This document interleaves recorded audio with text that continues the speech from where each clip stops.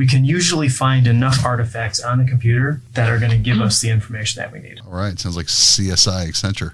It is.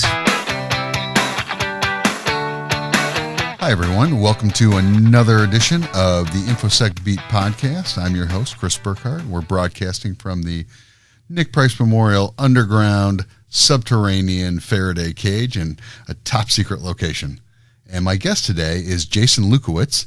Jason leads our incident response team here at Accenture, and we are going to talk about investigations. So, Jason, welcome to the program. Thanks, Kris. So let's just start at the top. Tell us a little bit about what you do at Accenture and kind of maybe a short version of a day in the life of Jason. Sure. So I have responsibility for our cyber response program. I'm a managing director, report into our chief information security officer.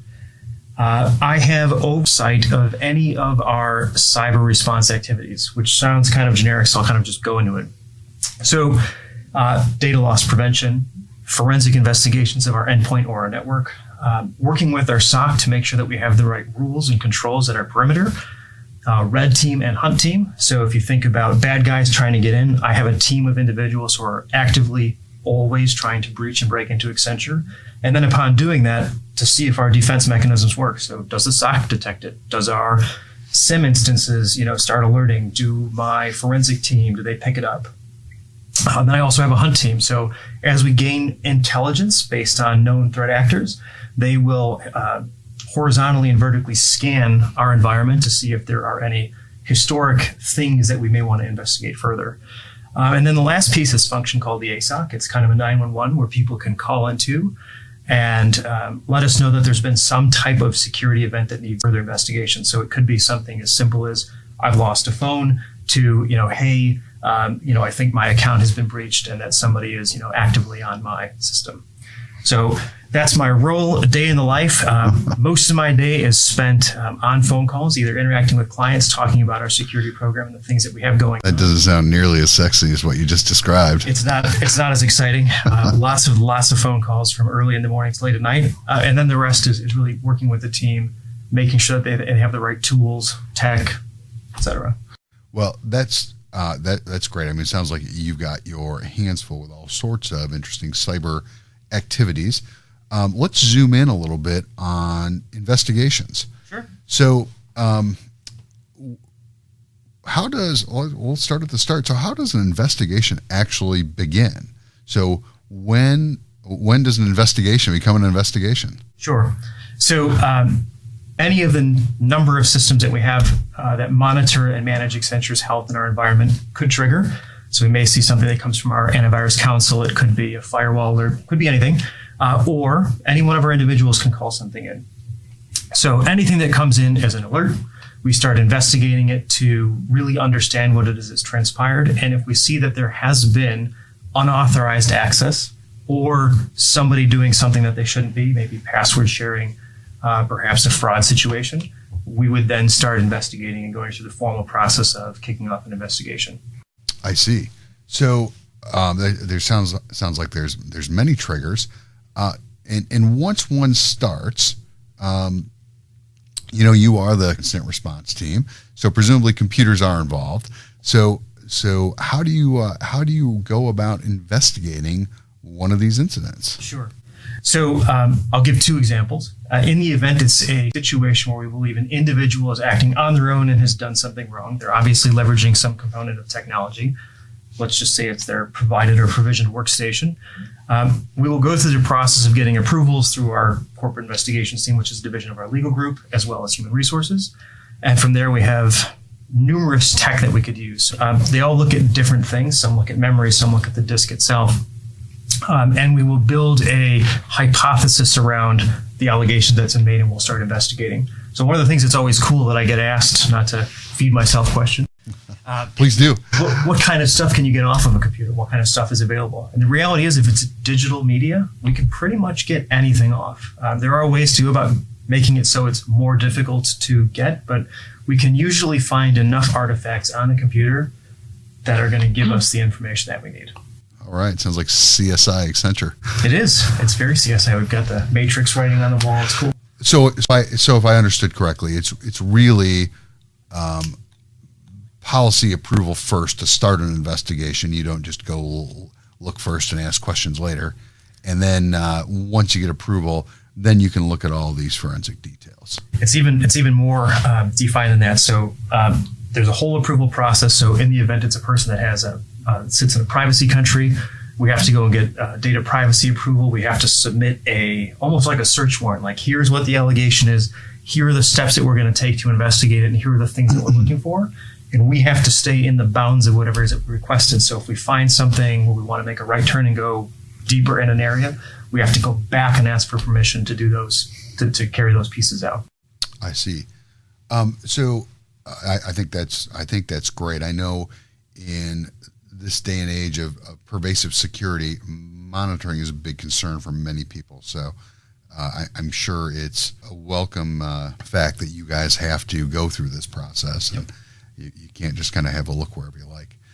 So when you say, coming back to the forensics a little bit, when you say you can see anything on somebody's laptop, so what does anything really mean? So could you see, for example, their browsing history, the websites they visited, maybe banking details, for example, sure, or what kinds of stuff lives on our hard drives after we think it's maybe gone? Sure. So browser dependent, if we're looking at different web apps that were used, most often we can see the pages that were visited, but we can't necessarily see the content. I see. So unless you chose to make a screenshot, or it's a page where you were perhaps writing like an email, we may see snippets of the email that would be stored in different Slack areas of the drive. So in the way that the file system writes, there are certain allocation that is set per sector, depending on the type of drive, and depending on the operating system. We may see snippets of that and pull things together. Images, we can see image files that were there. If they've been deleted, we may see part of the image. Again, operating system dependent. Most often what we'll find, though, is records that specific things existed. So one of the things that I always really push my team to do when we have an investigation is to understand kind of what transpired. So I want to make sure that it really was that individual sitting at the terminal doing what it was that they said. Perhaps they let their son Joey use the asset. Joey should never be using a company provisioned asset, but I just want to make sure that we've got the right individual sitting at the console at the right time. We can get back most stuff. Wow, that's really interesting. It's interesting to hear that you can piece these things together. I don't think modern operating systems were designed really with forensics in mind, but yet, here we are. We can see kind of everything that's been going on. That's great. So you and I have worked together on a couple of investigations over the years. One that comes to mind, I remember there was a client, and the client suddenly noticed that their IP was showing up in places it shouldn't. Can you talk a little bit about that one and how we found out and how you investigated it? Sure.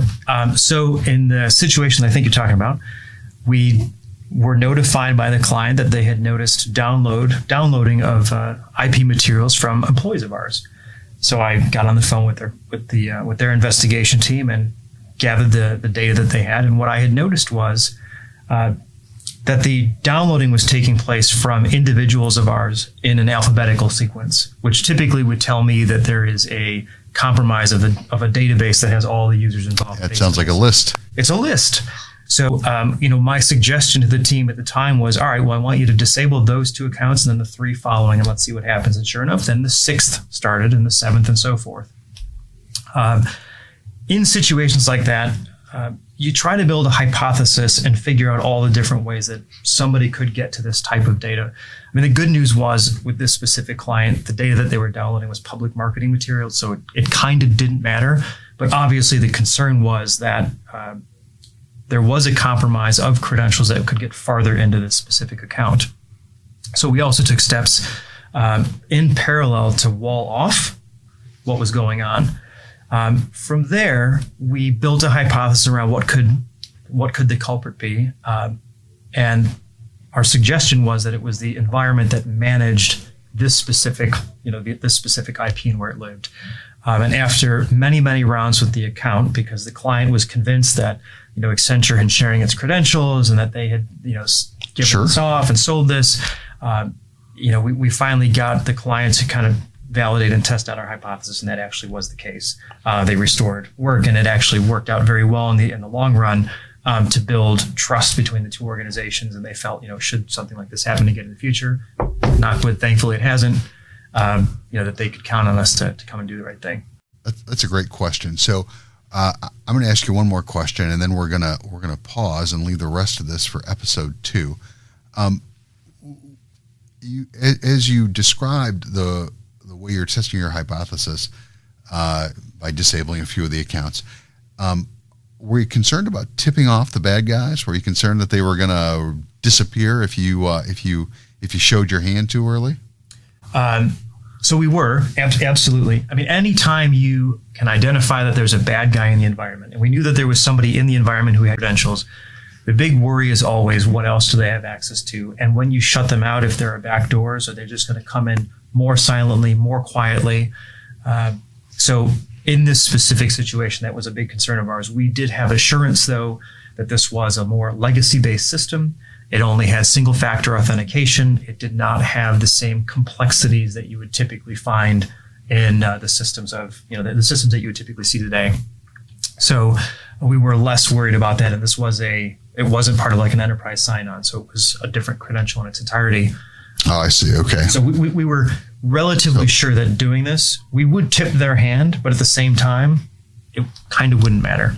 I see. All right. Well, that's good. It was a bit of a contained space to begin with. Fantastic. Well, look, when we come back and talk next time, I'd love to ask you some questions about ransomware and, how to avoid being the subject of one of your investigations. Sure. Sounds good. Talk next All right. Well, thanks. That's all we have time for this week. Thanks for everyone for listening in. This is Kris Burkhardt, your host of the InfoSec Beat podcast, and we'll speak next time.